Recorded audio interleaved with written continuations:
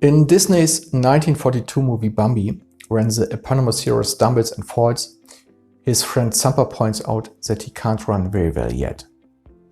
Sampa's mother asks him if he remembers what his father told him that morning, to which Sampa replies, "If you can't say something nice, don't say nothing at all." This scene, someone said online, is so cute and so true. It is indeed sweet, but is it true? In working life, differences inevitably arise between employees and their managers. In the worst cases, these may reach a point where the employee is terminated without having any idea why. Because no one told them what they were doing wrong.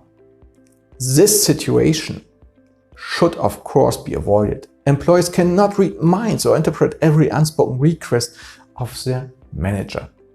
It is up to the manager to provide qualified feedback, including negative feedback when necessary. The tips in this video can help with this. I will provide practical advice on giving feedback. These tips may be useful when delivering the beef and the feedback sandwich. For more on this approach, see my previous video.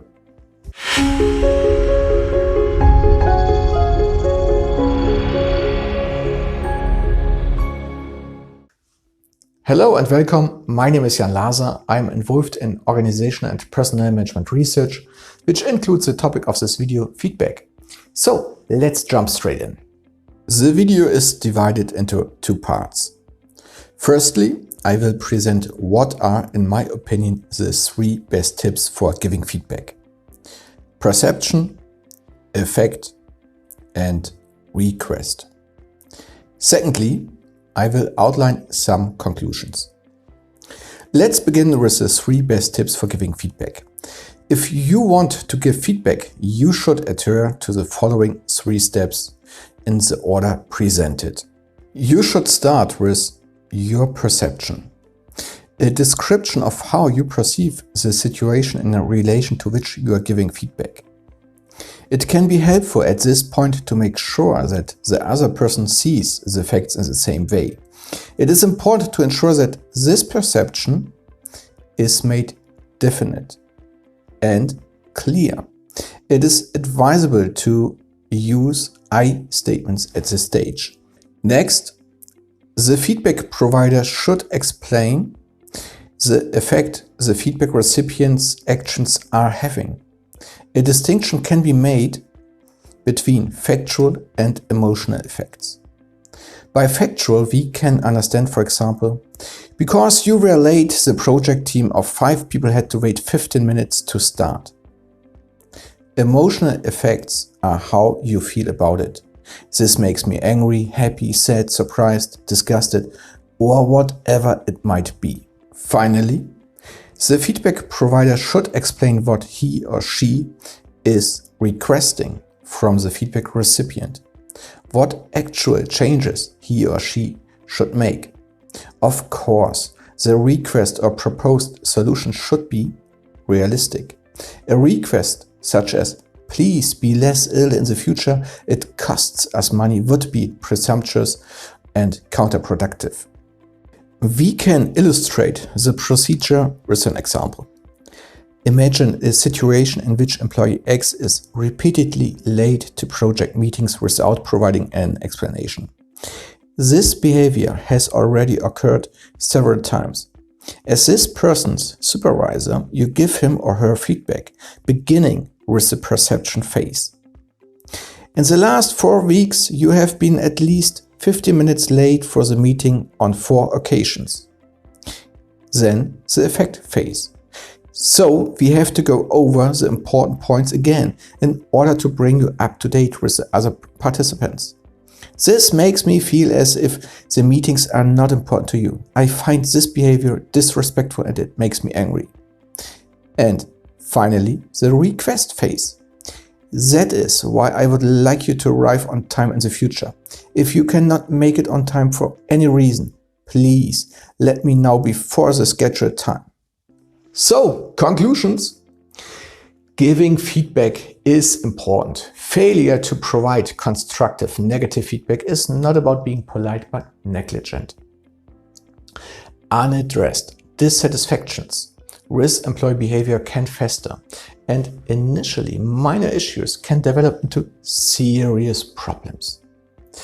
It should be recognized that giving feedback, especially critical feedback, is difficult.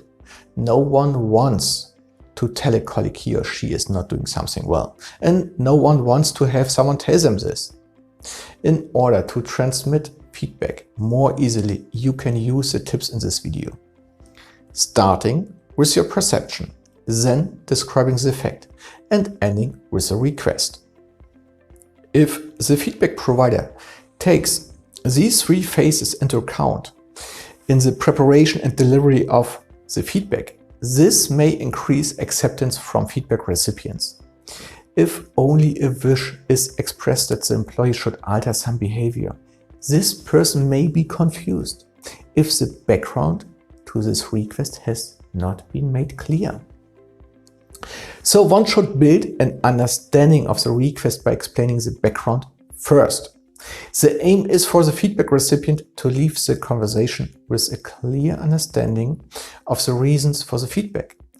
The intention being to increase acceptance of the need for changes in behavior. The more concrete and measurable your perception, the more convincingly you can explain the effects, and the better you can frame your request, which may in turn increase understanding and acceptance on the part of the feedback recipient. Last but not least, it should be mentioned here briefly that there are many other tips to consider. For example, feedback should always be given promptly to avoid situations where misconduct is left unaddressed for weeks and then dumped on the feedback recipient in one go. Waiting until problems have accumulated to the point that the feedback giver loses his or her temper and says something later regretted should also be avoided. Feedback should always be delivered respectfully, and it is best to stay in the first person, i.e. use I statements. It may be better to give the feedback in private. Questions such as if a follow-up appointment is necessary should also be considered in advance. Okay, that's it for this video. In the next video, I will talk about growth mindset, which should also be taken into account when giving feedback. If you are interested, take a look. Goodbye.